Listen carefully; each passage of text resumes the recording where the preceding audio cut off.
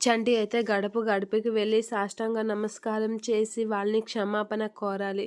ఊర్లో ఎన్ని గడపలు ఉంటే అన్ని గడపలకి వెళ్ళి సాష్టాంగ నమస్కారం చేసి క్షమాపణ కోరాలి అని చెప్పి చాముండి అయితే అంటూ ఉంటుంది. ఆ మాటలకి చంటి అయితే అలా చేస్తూ ఉంటాడు. అది చూసి సింధూరి అయితే అలా చూస్తూ చాలా బాధపడుతూ ఉంటుంది. ఇక ఏం చేయలేక అలా చూస్తూ ఉంటుంది సింధూర. ఇక బస్వా వీళ్ళందరూ అయితే చంటిని గడపకి తీసుకెళ్ళి సాష్టాంగ నమస్కారం అయితే చేపిస్తూ ఉంటారు. సింధూర్ అయితే చాలా బాధపడుతూ ఉంటుంది ఆ పనికి. ఇక చంచలమ్మ వీళ్ళందరూ వచ్చేసరికి సింధూరే అయితే అత్తమ్మ మీరు నన్ను క్షమిస్తే నేను చేసిన తప్పులన్నీ క్షమించి నన్ను క్షమించండి అత్తమ్మ, అలా నన్ను క్షమిస్తే నా జీవితాంతం మీ కాళ్ళ దగ్గర ఉంటాను అని చెప్పి సింధూర అయితే చంచలమ్మతో అంటూ ఉంటుంది.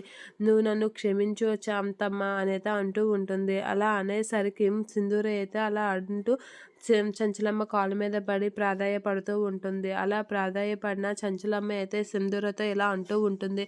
నువ్వు చేసిన నమ్మక ద్రోహానికి నువ్వు నాకు ఇచ్చిన మోసానికి నేను నిన్ను ఎప్పటికీ క్షమించలేను అనేది అంటూ ఉంటుంది. అలా అనేసరికి సింధూర చంటి వీళ్ళైతే షాక్ అవుతూ ఉంటారు. మిమ్మల్ని నేను జీవితాంతం క్షమించను అనైతే చంచలమ్మ అనేస్తూ ఉంటుంది. ఆ మాటలకి సింధూర అయితే చాలా బాధపడుతూ ఉంటుంది.